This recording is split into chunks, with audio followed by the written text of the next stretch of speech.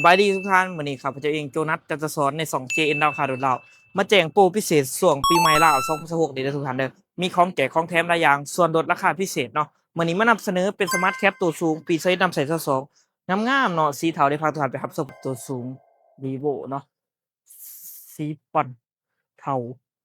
หรือว่าสีงูดินเนาะงามๆเหลืองๆสีเดิมเบิดคันเลยคันนี้เด้อ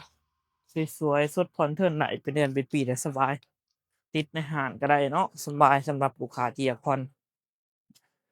มีของแจกของแถมหลายอย่างบ่ว่าจะเป็นตู้เย็นหม้อแรงหม้อหุงข้าวเนาะ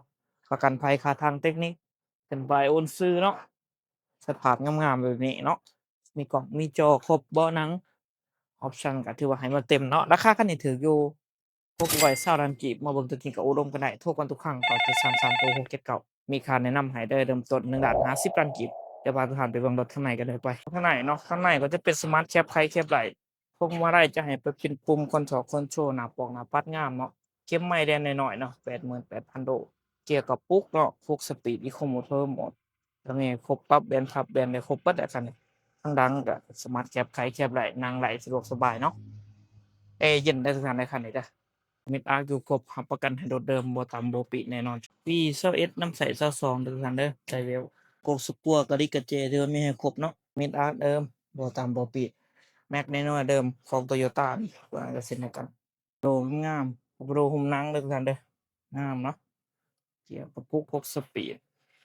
สวยๆสะอาดสะอ้านเบิดเป็นดากเดิมๆเช่นเดียวกันตัวนี้เนาะงามๆข้างในของจักรข้างในของเครื่องจักร2.4เด้อประหยัดน้ำมันหัวหนอนในสภาพเดิมข้างหนอข้างหนาเนาะตัว R อยู่ครบเนาะตัว L อยู่ครบเด้อทุกท่านเด้อจักรนี่บ่มีสึมเนาะ หม้อฟืนหม้อไฟตัวใหม่บ่ต่ำบ่ปิดแน่นอนฝากไปเติมเด้อทุกท่านเด้อกับ Vivo Smart Cap ตัวสูงเนาะเกี่ยวกับปุ๊กคันนี้เด้อทุกท่านเด้อสดผ่อนเทิร์นได้เป็นเดือนเป็นปีได้สบายเนาะเป็นปี21น้ำใส22สีงูดินเนาะหรือว่าสีป่อนเทาเด้อทุกท่านเด้อสดผ่อนเทิร์นได้เป็นเดือนเป็นปีราคาเต็มคันนี้ถูกอยู่620 ล้านกีบมาเบิ่งตัวจริงก็สามารถโอ้ร่วมกันได้เนาะจ่ายสดจ่ายผ่อนได้จ่ายก่อนเริ่มต้นก็200ปลายเนาะช่วงนี้มีโปรพิเศษส่งปีใหม่เด้อทุกท่านเด้อ ของแจกของแถมหลายอย่างส่วนลดราคาพิเศษใครมักกะทักมาได้เก้า733โต679ใน2เกณฑ์ดาวคาโดนดาวครับเจเองโจนัสจะสอนขอขอบใจทุกท่านหลายๆเจอกัน